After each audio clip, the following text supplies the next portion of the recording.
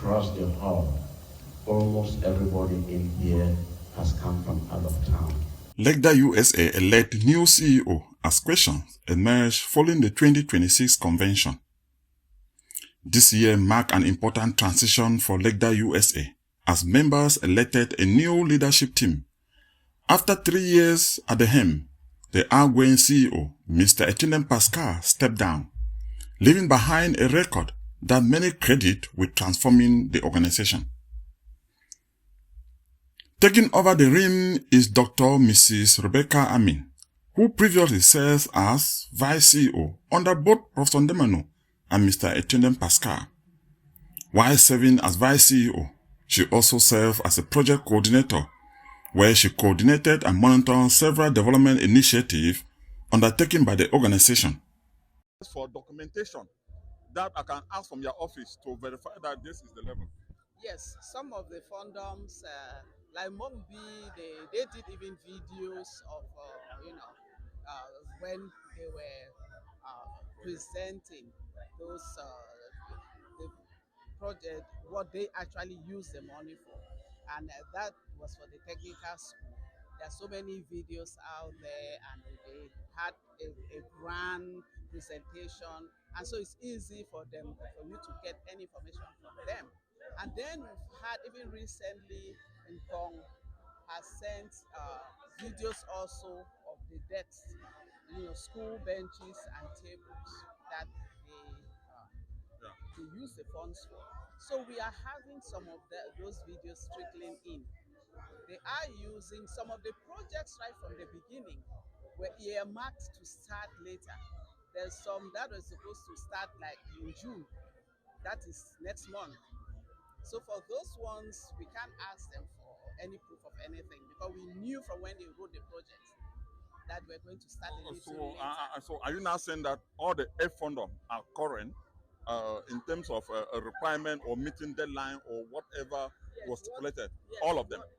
All of them, we at least know that they were supposed to start at a certain period, and they are trying to meet up with that. And you should know too that the challenges with those who wrote those projects here are that they are not there on the ground back home. No. Are you now defending them? Because I believe that before you write a project, you must have a liaison person at home to time. They do. I'm just saying they don't have the power to really push for things or even send the proof. Like I just mentioned the income. The person that wrote the project, in our last ESCO meeting, he said he has been asking for, the proof. And but the question now is, so people were quickly to receive money, but they cannot respond to the donor. Is that a fair statement? It's not fair in the sense that so many of them, are working on the project. So we can't. When asked about her plan to ensure that funds allocated to projects in the BLM are properly utilized, Dr. Mrs. Amin emphasized accountability, transparency, and collaboration with the local stakeholder to guarantee that resources reach their intended beneficiaries. Is the opportunity, or do you think that maybe LECDA-USA, executive, there were some gaps that people took an advantage to collect money that maybe are not? No. If there was any of that, we would have had all the 17 Fundum Send projects. No, those who wrote in the projects, they really saw projects. And they, as I said, they gave timeline. Some of the projects are going to start after this convention. Okay. So all of that is in their But you are saying that only 8 fundum wrote? Yes. Only 8? Only 8 fundum. Okay. And those 8 all awarded? All were awarded because we give strict guidelines. So those who knew that they could not meet up with the guidelines did not even apply. Dr. Mrs. Amin is widely known as a quiet and reserved leader. However, many members are now asking whether her leadership style will be enough to effectively manage the affair of LECDA-USA and build upon the achievement of her predecessors. The outgoing CEO has pledged his full support not only during the transition period, but throughout her tenure, a move that many believe will strengthen the continuity within the organization.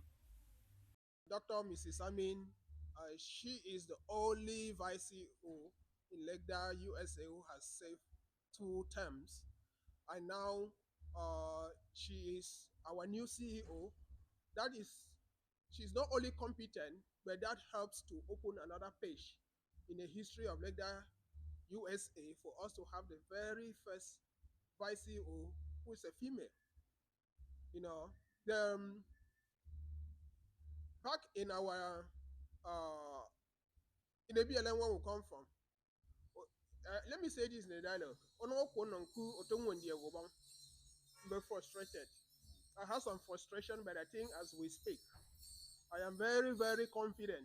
And you know, when 3 years ago they came out and elected me the CEO, I said I will be the CEO if she accepts to be the vice. And she took another 2 terms unprepared. One good turn deserves another.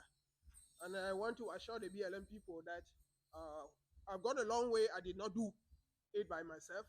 If I could call on one person that each time I summon a meeting, she was always there. At times I will have a private conversation with her, doubting if people are going to come in or not. You know, that is what she did to push me to where I have been today together with the board. And when I say one thing, good thing deserves another, it means indirectly I have been voted back, because wherever she is, that is where I will be. Beyond the leadership transition, several questions emerged from the convention itself. What is the current status of the proposed 3 high-speed internet hubs for the BLM?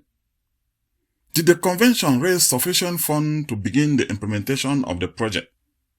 Of transparency, I think we've raised $15,500. That is the down payment. All right. Many attendees also questioned the relative low turnout at the convention. Where were the many BLM people residing in Georgia? Some observers noted that even the convention chair, Professor Eugene Gezem, was absent, despite his visibility promoting the event throughout the media.